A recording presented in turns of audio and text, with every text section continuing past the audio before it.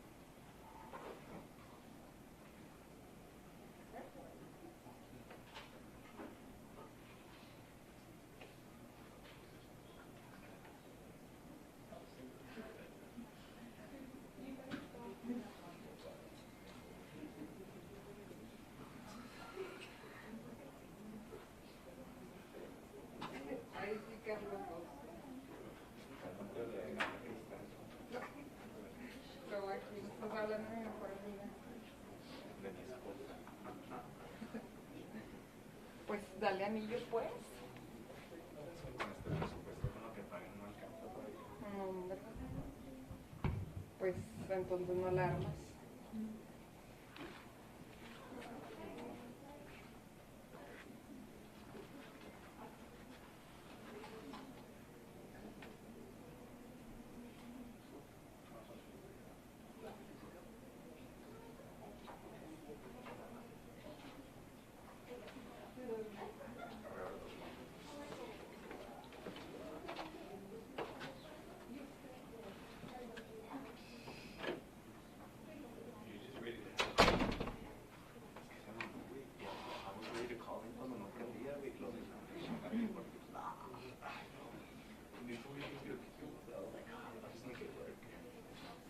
Coca-Cola y a la battery y luego ya le puse pilas para eso.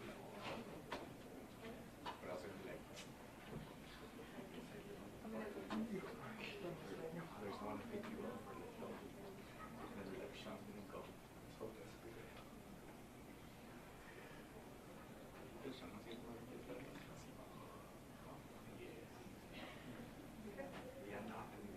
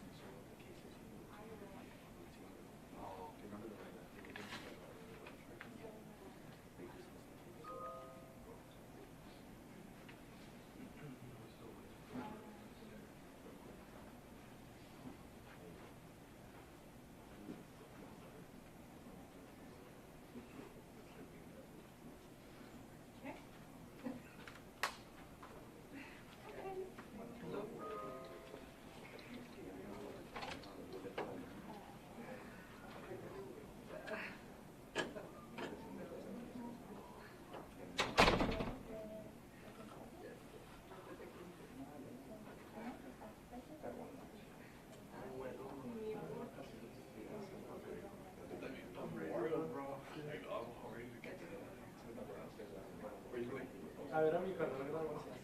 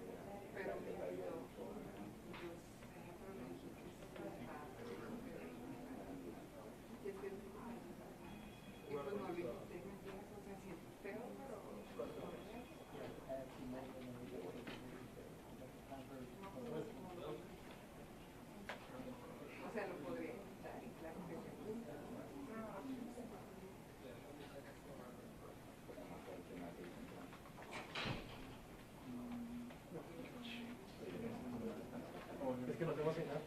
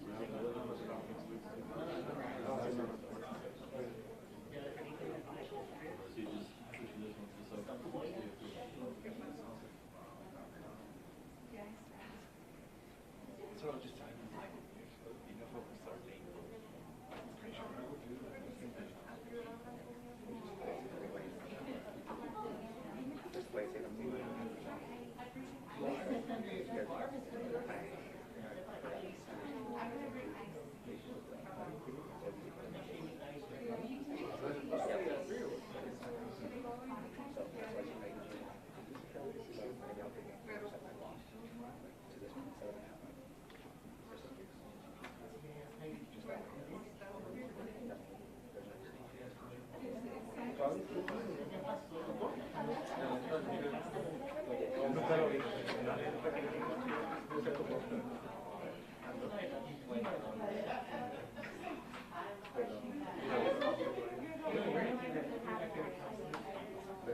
I mean, I love it. That was it. I just had to Yeah.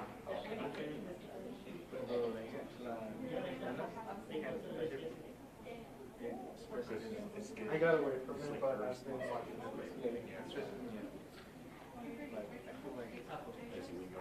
feel like my college team took it.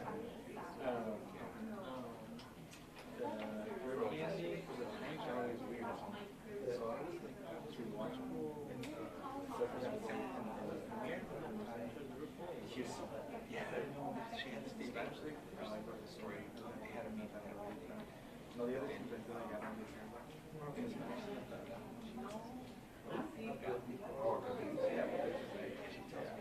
sorry, but I'm French things. It's just I just love how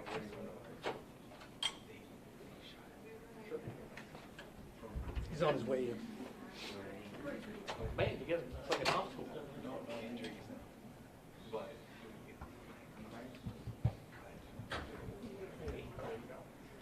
inside in shoot the border will tell.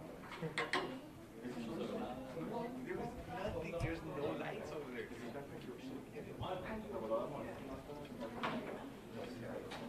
I was like, I just literally in the spot with my headlights and turn on my lamp and give him like a 6 shot.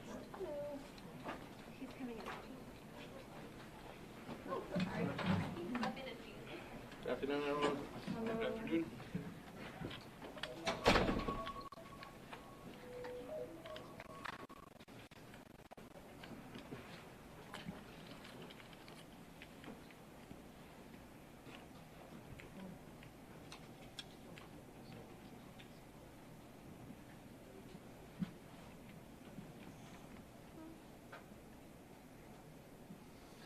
Okay, we ready? Right. Good afternoon. My name is Bill Hicks, and I am your district attorney. Thank you very much for being here. I wanted to have a press conference in order to clarify the record about the hearings that were had on Wednesday of this week regarding the March 21st riot cases. The hearing involved a plea to the jurisdiction and a finding by the judge that the procedures that were used were that moved the cases from a grand jury and a district court to a county court were not properly filed. I want to make this clear because it's been suggested that somehow it was a loss for our office, for the district attorney's office, and that's not a correct assumption or assertion. This is not a procedure that the district attorney's office or any prosecutorial entity has any control over. The procedure going from grand jury and moving a case from the district court grand jury to a county court is not a procedure that the district attorney's office or any prosecutorial entity has any control over. This is a process between the district courts and the county courts. Judge Morales felt that that procedure was flawed, and he took issue with it. And he, in taking issue with it, believed that the procedure was not appropriate, that he did not have, the cases were improperly transferred from the district court grand jury to his county court, despite an assignment order from the presiding misdemeanor judge. Despite all of that, he felt that it was improperly assigned to his court. Because of that, he dismissed those cases. Our office feels very strongly that the procedure was proper, that the district court, the district clerks, and the county clerks, the procedure that they used was all appropriate and proper. We argued that it was appropriate and proper, and we feel that very strongly, and we feel that that it was done appropriately and that his order is an improper order. We have intentions of appealing his order to the Court of Appeals.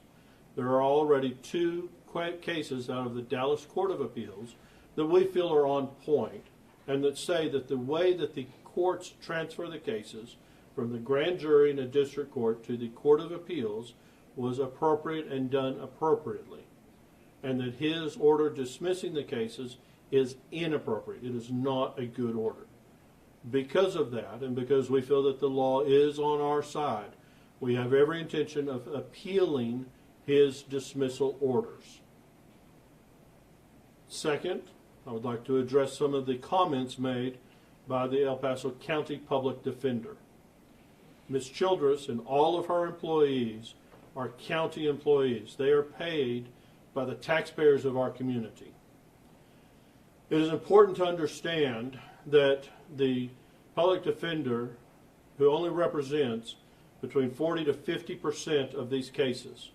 When the cases come in through magistration, the public defender's office is appointed to 40 to 50% of the cases. The private bar is then appointed to the other 50 to 60% of cases. Yet, inexplicably, Ms. Childress and her office have been filing 100% of the motions on these cases. They started off by filing writs. They go in and file their writs on a Friday afternoon, and in talking with the judge without us present, without any consultation with our office, filing these writs on a Friday afternoon and getting hearings on Monday morning.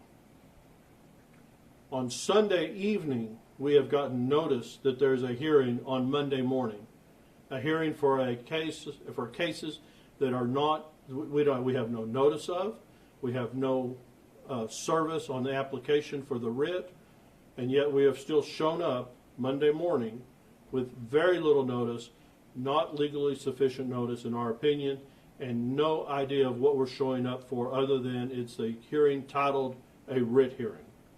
But the applications were never provided to us. Then they continued this procedure with last Friday filing a series of pleas to the jurisdiction on a Friday afternoon with a hearing set for Monday. The judge, Morales, did actually continue those hearings set from Monday to Wednesday at our insistence that our office be given notice and appropriate time to have adequate time to prepare for the hearings.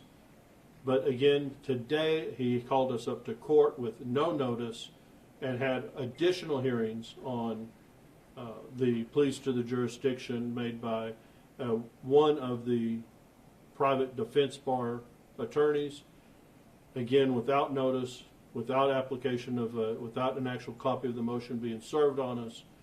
So again, our office is being called to court without adequate notice, without proper documents being served on us. Focusing again on the public defender's office, they also have started to serve our office with Public Information Act requests, again using taxpayer money for these requests. They are requesting information from our office for information that has absolutely nothing to do with defending their clients and determining whether their clients are guilty or not guilty of the offenses that our office has charged them with. I am not sure what their agenda is, if it is political or what their agenda is, but they are certainly using taxpayer money to do things that are clearly not related to defending their clients on whether or not their clients are guilty or not guilty. And I question whether or not and why they are able to get hearings and taking us to court without providing us with adequate notice or without providing us adequate copies and service on the documents that they intend to have hearings on. Ms. Childress said that she wants to know, she's heard me say numerous times what these cases are not about. These cases are not about immigration. These cases are not about politics. And she wants to know what these cases are about. I will tell you what I have said again and again. These cases are very clearly about law and order.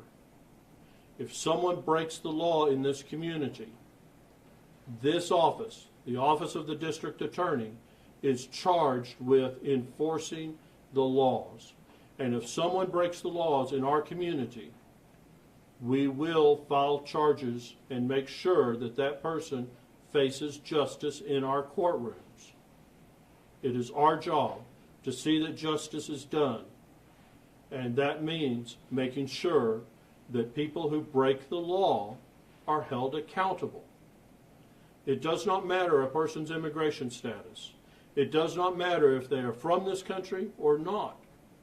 If you break the laws of the state of Texas, in particular in these riot cases, if you destroy property and you endanger lives, you will be held accountable. We will do our job, which is you will file those charges and take you to court and hold you accountable. It is not about immigration. It is not about politics.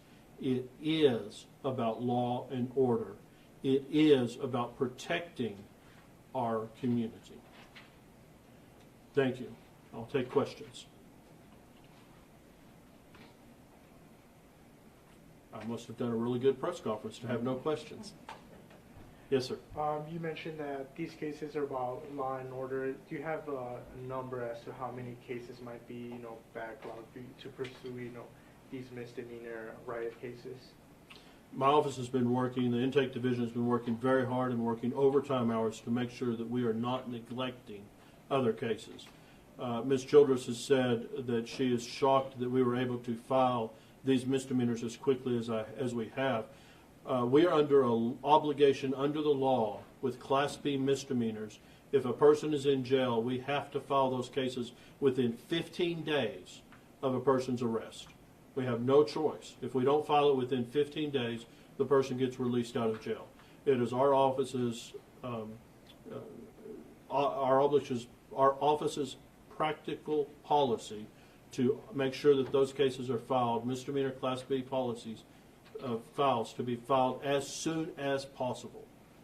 And again, we only have 15 days before they're going to be released out of jail.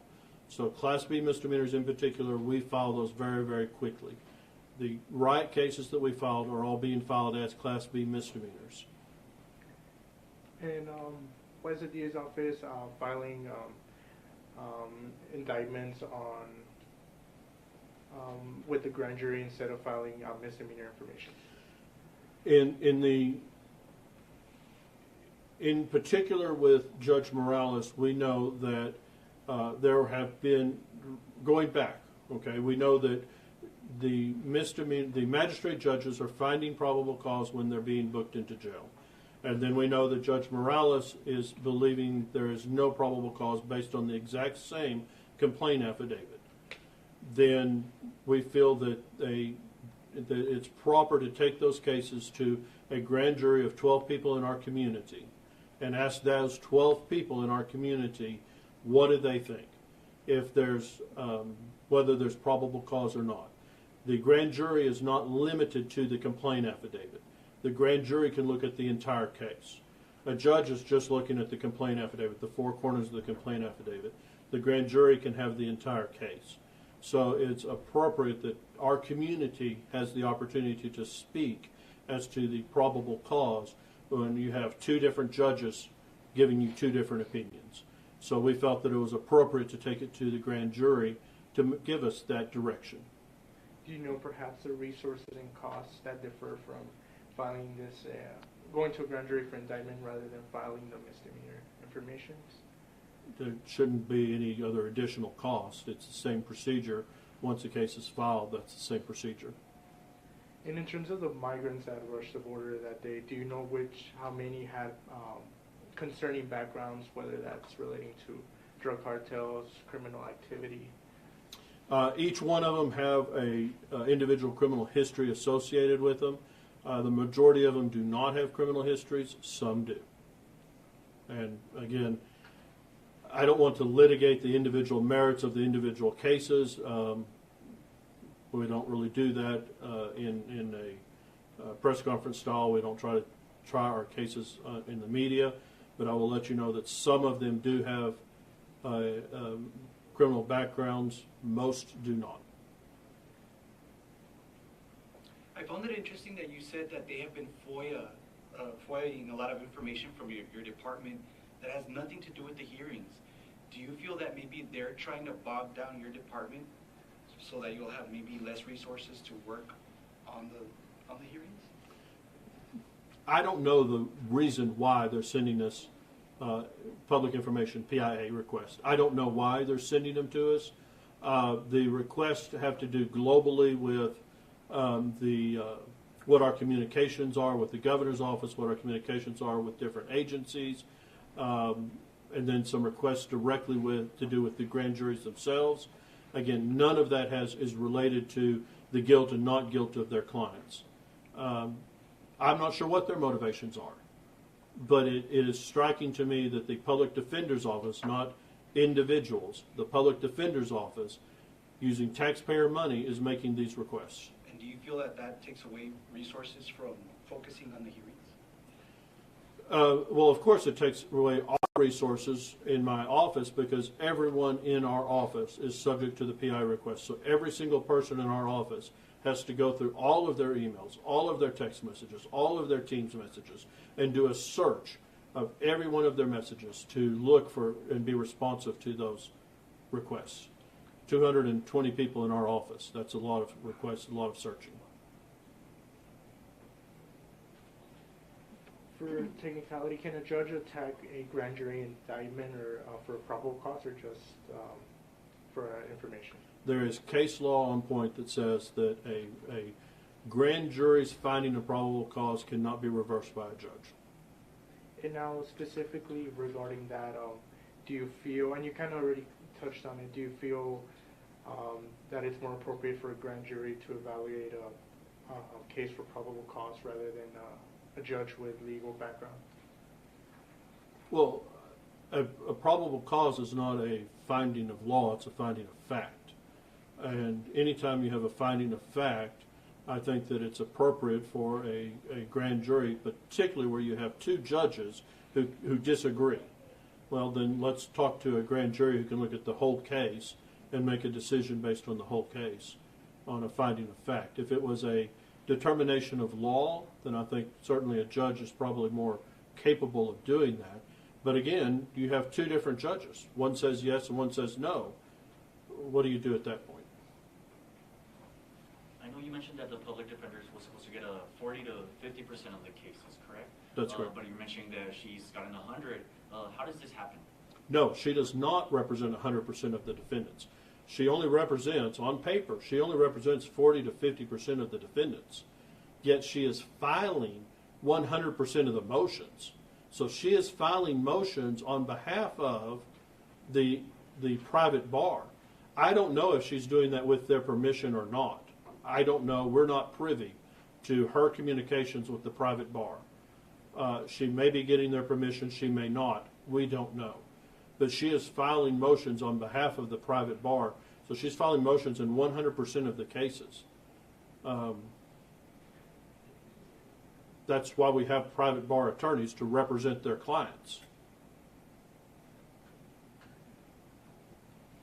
So what will happen after the appeals? It depends on the Court of Appeals. We anticipate that the Court of Appeals will reverse the judge's ruling dismissing those cases and will say that that is an improper ruling and will void the judge's dismissal, reinstating those cases, or void the ruling and we will have to re-indict those cases. One of those two options. Are there any people, migrants left to still be charged for the March 21st incident? So technically, that's really the heart of the issue. The migrants that came out of the March 21st incident are, if they haven't already been released, they are being released today. Once the jail has received all of the written orders from the judge, and when they're released, they'll be released to Border Patrol. Border Patrol will then process them. They're going to process them for whatever their procedures are. So I assume some may qualify for asylum, some may not, some may be deported, some may not. So if eventually the Court of Appeals reverses, as we believe they do, and eventually we end up with charges here, warrants will issue for their arrest. And for those that are here in the country, they may be subject to arrest. For those that are deported, if they come back, they will be subject to arrest.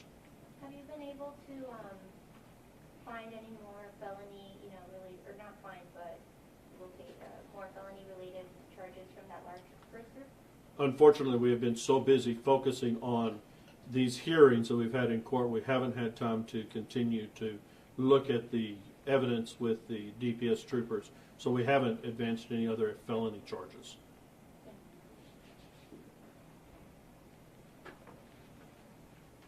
Any other questions? Okay. Thank you very much. I appreciate your time today.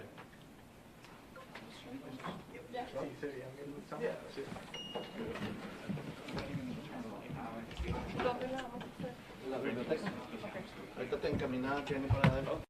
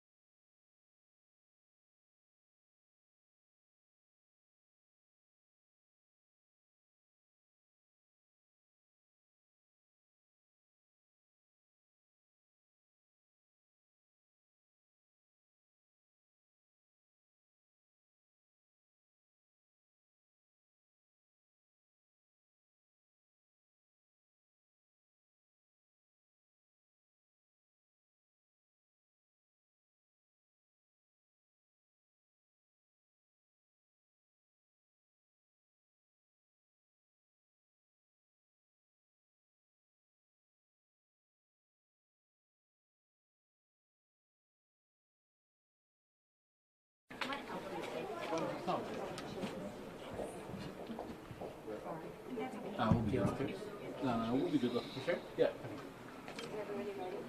Are we all ready? You guys ready? Ready? I'm ready to go. Yeah.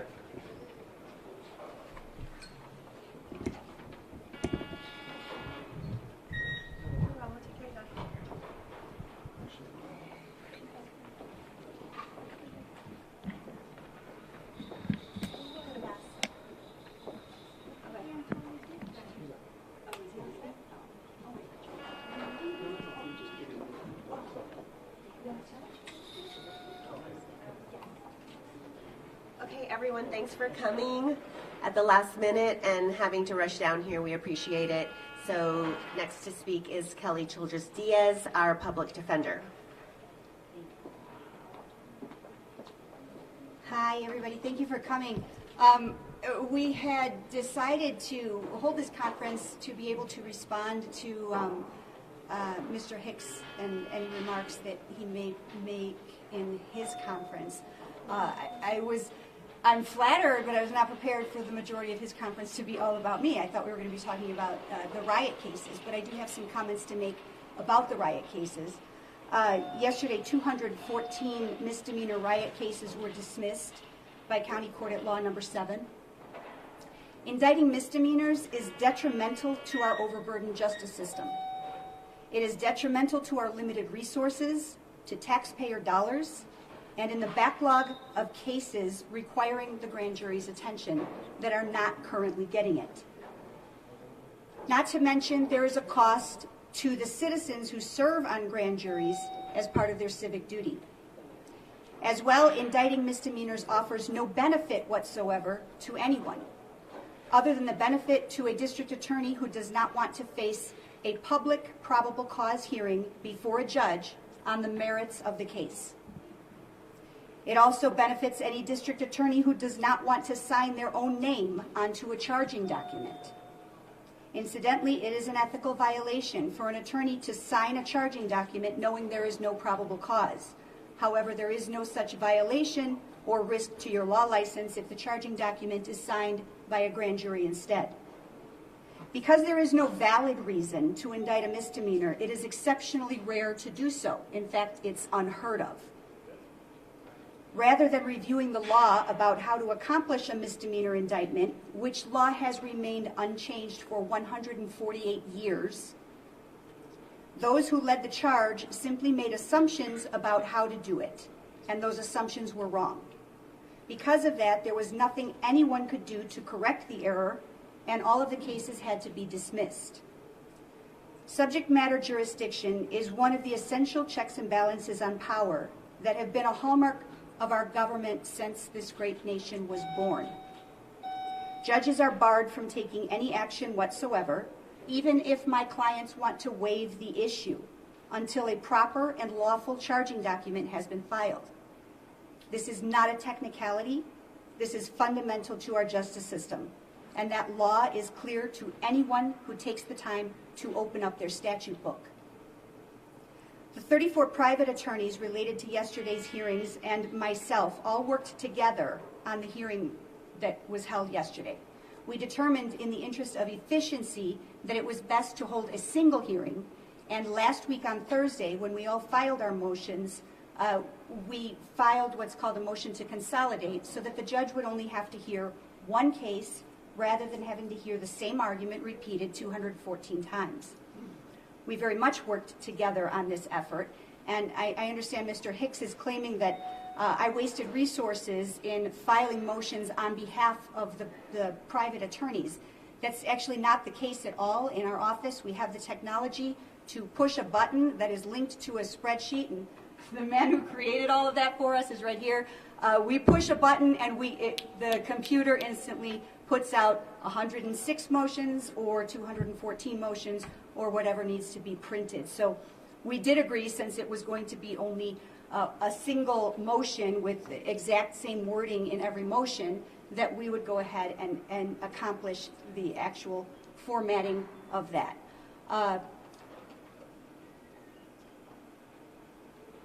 With respect to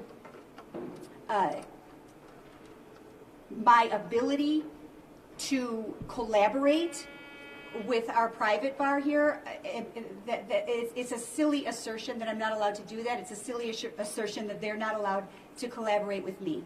We are all interested in the same outcome here, and we have all worked together for the last several weeks. We've had multiple meetings, telephone conversations, emails, Zoom meetings, trying to coordinate things so that we could do this as one hearing in the interest of efficiency for everyone involved.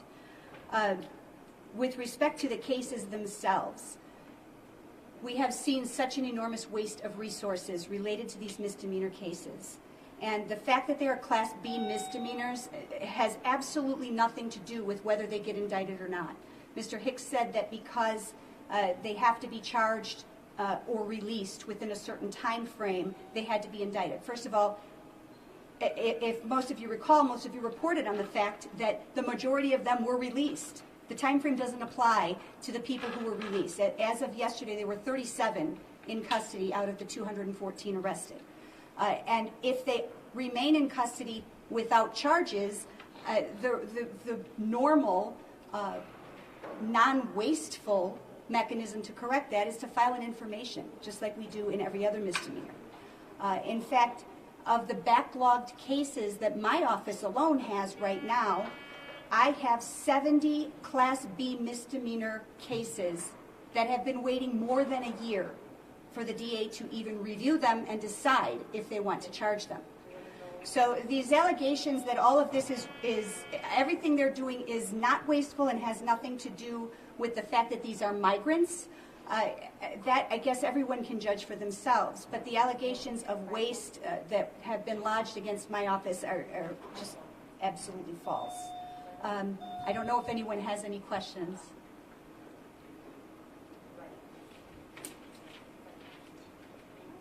All right. Thank you so much.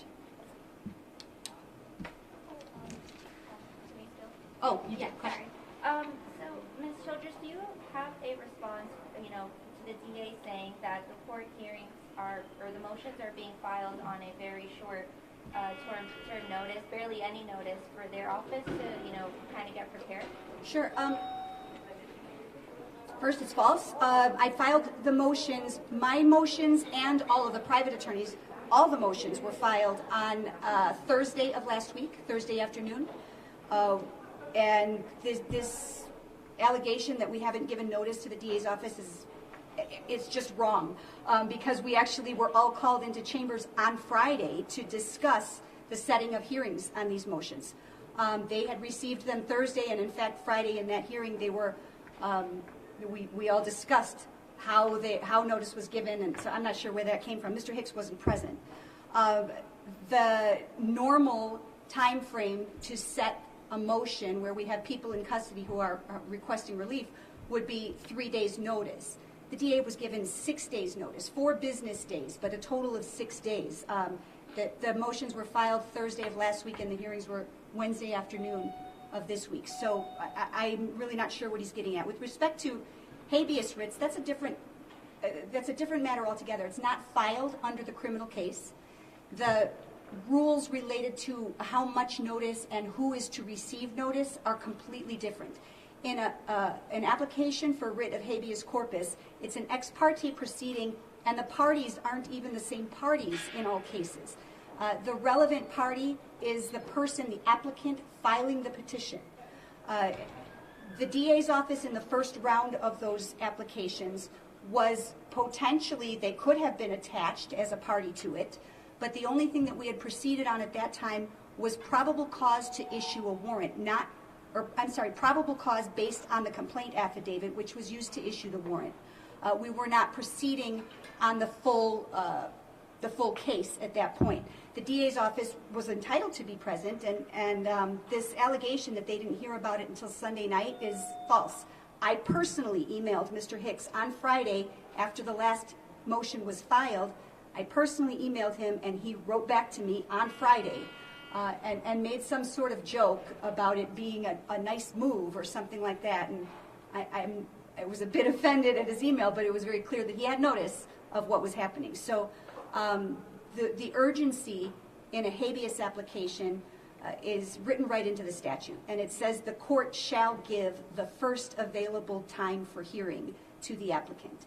And when we filed on Friday, the judge issued the writs on Friday, and once the writs were filed was when we gave notice to everyone the same day, and the judge said he could hear the matter Monday morning.